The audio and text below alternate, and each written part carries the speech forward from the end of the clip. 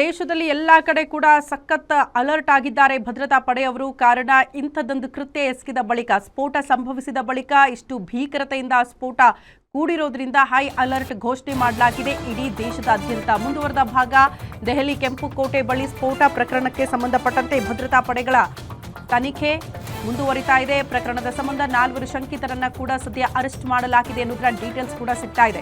4 ಶಂಕಿತರನ್ನ ದೆಹಲಿ ಪೊಲೀಸರು ಸದ್ಯ ಬಂಧಿಸಿದ್ದಾರಂತೆ. 4 ಶಂಕಿತರನ್ನ ಬಂಧಿಸಿದ್ದಾರೆ. ಈ ಪ್ರಕರಣಕ್ಕೆ ಸಂಬಂಧಪಟ್ಟಂತೆ ಬಂಧಿತರ ತೀವ್ರ ವಿಚಾರಣೆ ಕೂಡ ಪೊಲೀಸರು ನಡೆಸುತ್ತಿದ್ದಾರೆ ಅನ್ನೋದರ ಡೀಟೇಲ್ ಸಿಗ್ತಾ ಇದೆ. ವಿಚಾರಣೆ ಬಳಿಕ ಹೊರ ಬೀಳಬಹುದು ಸ್ಫೋಟಕ ಸತ್ಯ ಅನ್ನೋದರ ಡೀಟೇಲ್ಸ್ ಇದು.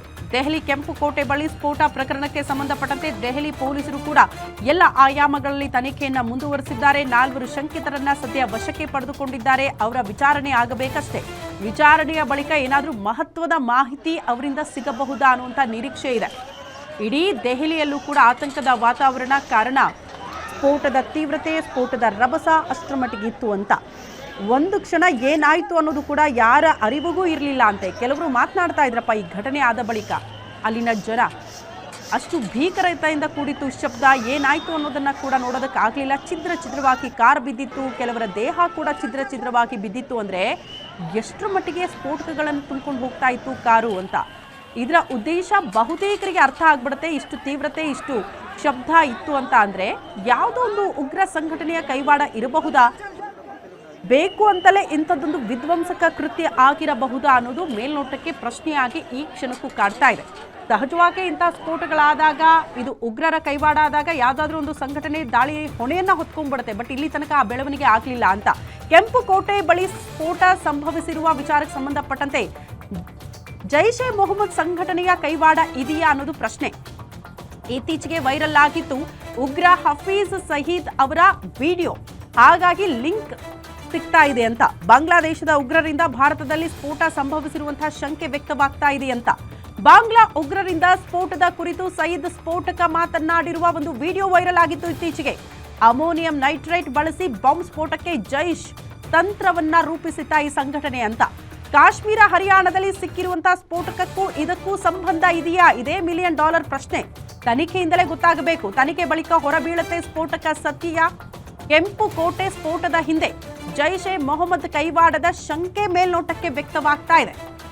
ಕಾರಣ ಇಷ್ಟೇ, ನಾನು ಆಗ್ಲೇ ಹೇಳಿದ್ನಲ್ಲ, ಕೆಲ ಉಗ್ರರನ್ನ ಬಂಧನ ಮಾಡಿದ್ರಲ್ಲ, 3 ವೈದ್ಯರನ್ನ ವಶಕ್ಕೆ ಪಡೆದುಕೊಂಡ್ರಲ್ಲ, ಆಗ ಅಲ್ಲಿ ಜಸ್ಟ್ ಉಗ್ರರನ್ನ ಮಾತ್ರ ವಶಕ್ಕೆ ಪಡೆದುಕೊಂಡಿಲ್ಲ, ಜೊತೆಗೆ ಒಂದಷ್ಟು ಸ್ಫೋಟಕಗಳನ್ನ ಕೂಡ ವಶಕ್ಕೆ ಪಡೆದುಕೊಂಡ್ರು ಅಂತ. 3 ಕೆಜಿಯಷ್ಟು ಸ್ಫೋಟಕಗಳನ್ನ ಕೂಡ ಅವರು ಕೂಡ ಹೊತ್ತೊಯ್ತಾ ಇದ್ರು. ಇದೆಲ್ಲವೂ ಕೂಡ ದೇಶದಲ್ಲಿ ವಿಧ್ವಂಸಕ ಕೃತ್ಯ ಎಸಗಬೇಕು ಅಂತಾನೆ, ಅಲ್ಲಲ್ಲಿ ಸ್ಫೋಟಗಳು ಆಗಬೇಕು ಅನ್ನೋ ಕಾರಣಕ್ಕೆ ಇದನ್ನೆಲ್ಲ ಪ್ರೀ ಪ್ಲಾನ್ ಮಾಡಿ ಅದನ್ನ ಹೊತ್ತೊಯ್ತಾ ಇದ್ರು ಅಂತ. ಭದ್ರತಾ ಪಡೆಗಳು ಯಾವಾಗ ಅವ್ರನ್ನ ಬಂಧನ ಮಾಡಿ ಆ ಸ್ಫೋಟಕಗಳನ್ನ ವಶಕ್ಕೆ ಪಡೆದುಕೊಂಡ್ರೋ ಕೆಲ ಗಂಟೆಗಳಲ್ಲೇ ಈ ಕೆಂಪುಕೋಟೆಯ ಬಳಿ ಸ್ಫೋಟ ಆಗಿರೋದು. ಅಲ್ಲಿ ಪತ್ತೆಯಾಗಿರುವಂತಹ ಸ್ಫೋಟಕಗಳಿಗೂ ಇಲ್ಲಿ ಸ್ಫೋಟ ಆಯ್ತಲ್ಲ, ಇಲ್ಲಿ ಬಳಕೆ ಆಗಿರುವಂತಹ ಸ್ಫೋಟಕಗಳಿಗೂ ಏನಾದರೂ ಸಾಮ್ಯತೆ ಇದೆಯಾ? ಆ ನಿಟ್ಟಿನಲ್ಲೂ ಕೂಡ ಪೊಲೀಸರು ತನಿಖೆಯನ್ನು ಮುಂದುವರೆಸಿದ್ದಾರೆ ಅಂತ ಮತ್ತೊಂದು ಅಪ್ಡೇಟ್ ಸಿಗ್ತಾ ಇದೆ. IDFO ಫೌಂಡರ್ ಬಳಸಿ ಸ್ಫೋಟ ಮಾಡಿದ್ರ ಅನ್ನೋದು ಪ್ರಶ್ನೆ.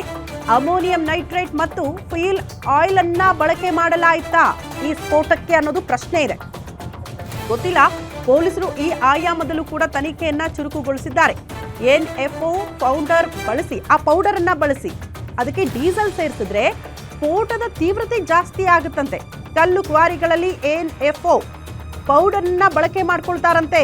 ಆ ಸ್ಫೋಟದ ತೀವ್ರತೆ ಜಾಸ್ತಿ ಆಗಬೇಕು, ಕಲ್ಲು ಕ್ವಾರಿಗಳು ಛಿದ್ರ ಆಗಬೇಕು ಅಂತ.